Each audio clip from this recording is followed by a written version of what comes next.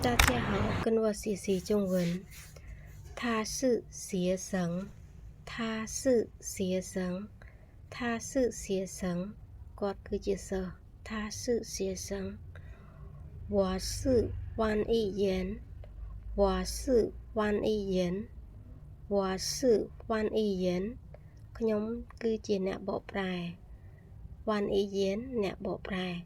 我是翻译员 ខ្ញុំគឺជាអ្នកបកប្រែ 他们是工人，他们是工人，他们是工人 អ្នកទាំងអស់គ្នាគឺជាកម្មករ工人កម្មករ他们ទាំងអស់គ្នា他们是工人អ្នកទាំងអស់គ្នាគឺជាកម្មករ他是新员工他是新员工他是新员工នាងគឺជាបុគ្គលិកថ្មីសិនថ្មីយានគង់បុគ្គលិកថា是新员工នាងគឺជាបុគ្គលិកថ្មី你需要什么帮助你需要什么帮助你需要什么帮助អ្នកត្រូវការជំនួយអ្វី需要ត្រូវការ什么អ្វី帮助ជំនួយ你需要什么帮助អ្នកត្រូវការជំនួយអ្វី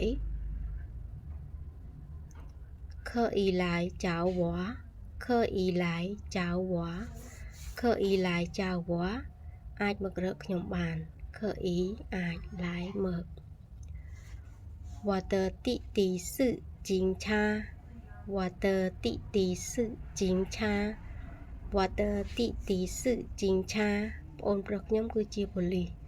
警察ប៉ូលីស她的老公是理发师她的老公是理发师她的老公是理发师ប្តីរបស់នាងគឺជាជាងកាត់សក់老公ប្តី理发师ជាងកាត់សក់我干ខ្ញុំហ៊ាន我不干ខ្ញុំមិនហ៊ាន我干ខ្ញុំហ៊ាន我不干ខ្ញុំមិនហ៊ាន我不敢去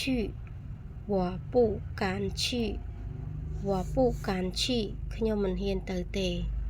我不敢去我不敢跟中国人说我不敢跟中国人说我不敢跟中国人说ខ្ញុំមិនហ៊ាននិយាយជាមួយជនជាតិចិនទេខ្ញុំមិនហ៊ាននិយាយជាមួយជនជាតិចិនទេ我不敢拿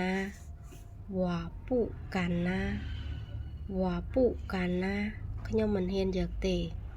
我不敢拿谢谢大家再见